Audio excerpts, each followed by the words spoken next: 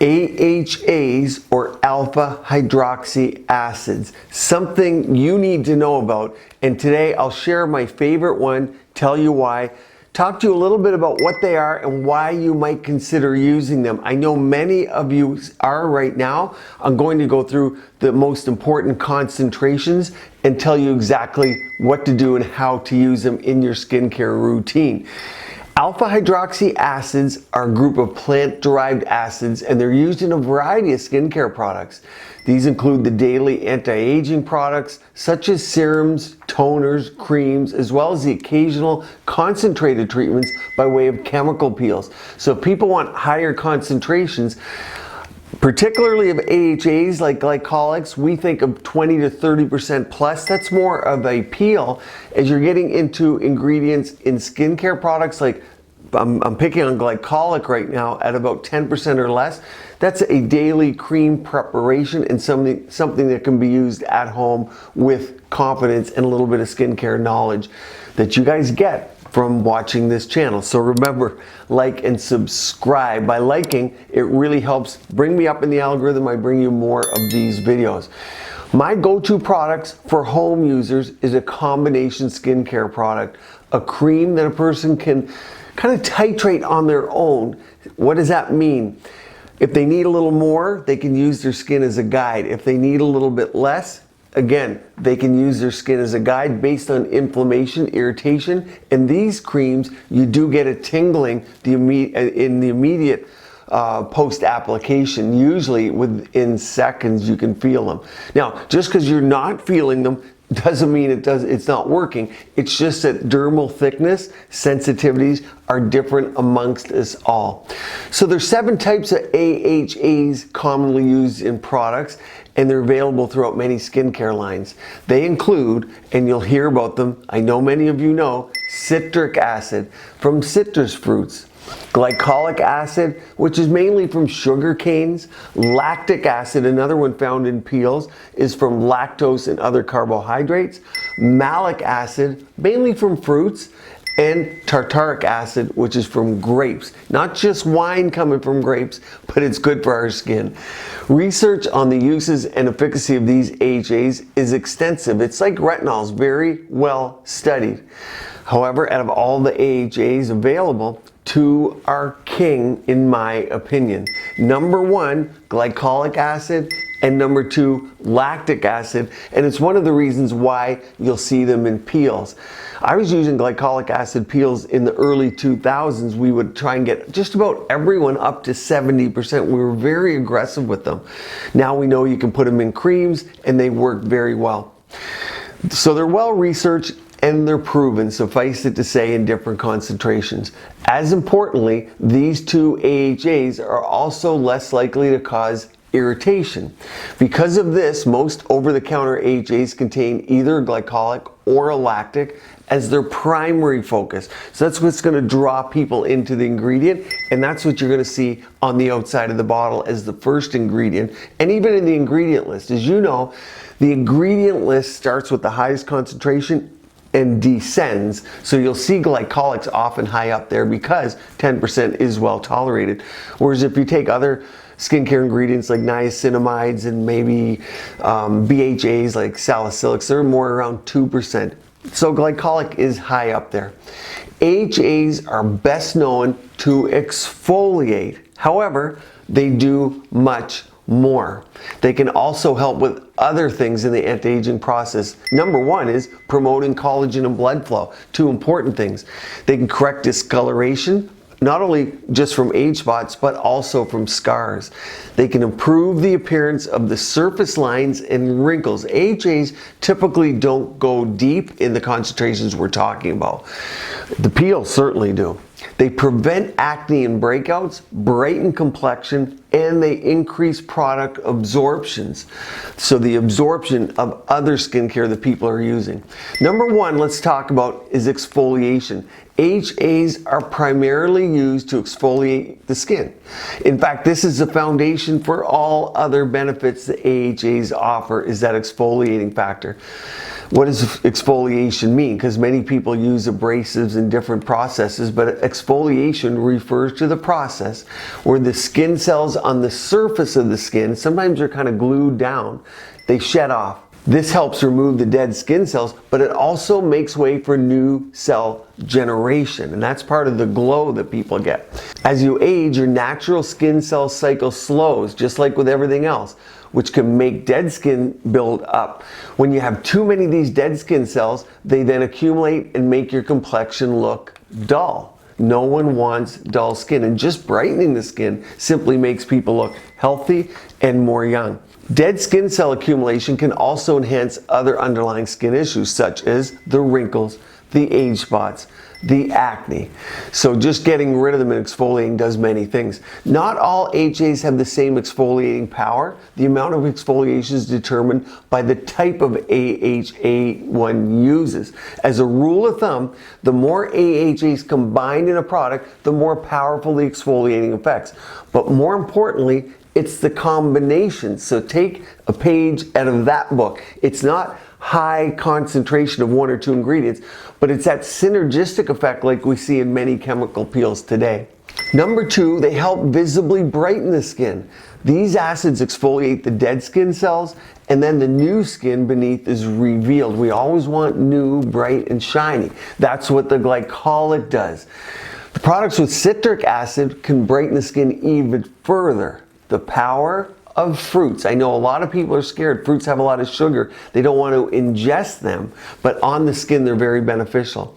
My number three is they help promote collagen production. Now we know collagen production slows as we age. Everything we're injecting, we're trying to do for collagen, biostimulators, and building one's own collagen layer, not filling and Botoxing. So that is the benefit. And collagen is, of course, the protein-rich fiber that helps keep the skin plump and smooth. It's also the foundation of your home, meaning it's like the supports in a home, the 2x4s, the concrete, it's what's holding the skin forward, giving it structure and support. But as you age, these fibers break down, the sun damage accelerates it, cigarette smoking, poor diet, and that results in the drooping and sagging. Collagen itself is in the middle layer of the dermis. When the upper layer, the epidermis, is removed by these AHAs, then the other products can go deeper and help the collagen fibers make new ones. And that's why I often use this with growth factors, with retinols. What does fractional RF and CO2 laser do? By creating the more absorptive layer, they allow the growth factor and the stem cells to work, and you see me use that with fractionated RF and the stem cells in my treatments I show on this channel. You can go watch the next serum that actually works, and that's using a VFR device with growth factors. That's what the AHA sets the skin up for, this collagen production. My number four was that they help reduce the appearance of surface lines and wrinkles. One 2015 study reported that 9 out of 10 volunteers who used AHAs over a 3-week period, so that's a very short time. This is not a sprint, it's a marathon. It's something you do over time. So over a 3-week period, which is very short, they experienced significant improvement in overall skin texture. And that was just using AHAs. Still, it's important to remember that AHAs work mainly for the surface lines, not for those deeper ones. That's why you watch my plasma sculpt, my Sculptra fillers, Easy PRF, and different treatments for the deeper lines. Number 5, I mentioned, they promote blood flow to the skin. AHAs have an anti-inflammatory property that can help promote blood flow to the skin. This can help correct pale, dull complexions. Proper blood flow also ensures that the skin cells get the necessary nutrients by way of oxygen-rich red cells. This is why facial massage helps, and people that do facial exercises, it's hard to know what's working, the massage and the movement or the exercises. The AHAs increase blood flow, and that is a great benefit that people minimize. It's what exercise does for your body in many ways, increases blood flow. My number 6 was that they help minimizing and correct the discoloration. And you know, I measure through images like this 3D image in my clinic brown spots.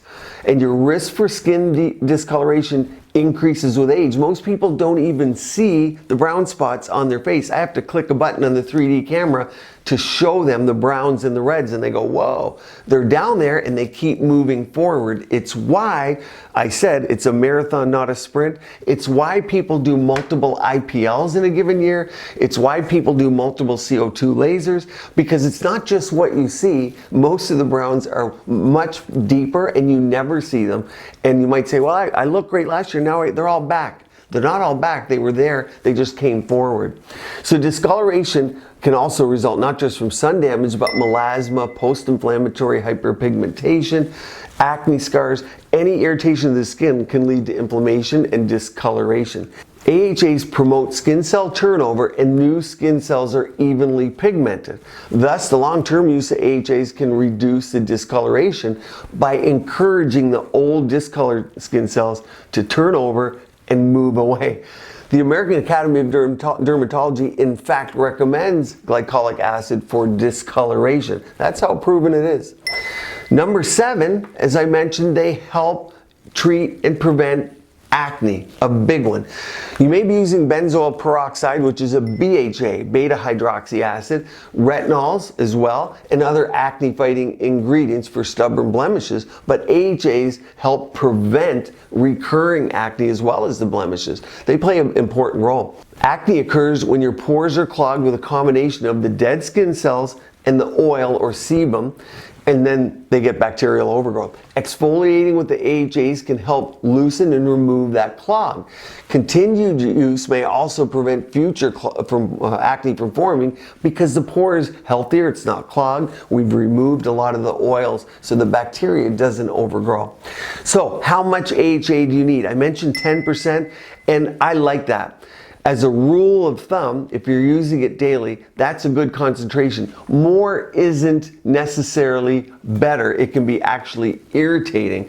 And I already mentioned a few times, this is a long run game, meaning it's not anything you want, like a peel would be short. Boom, you hit it. This is more over time.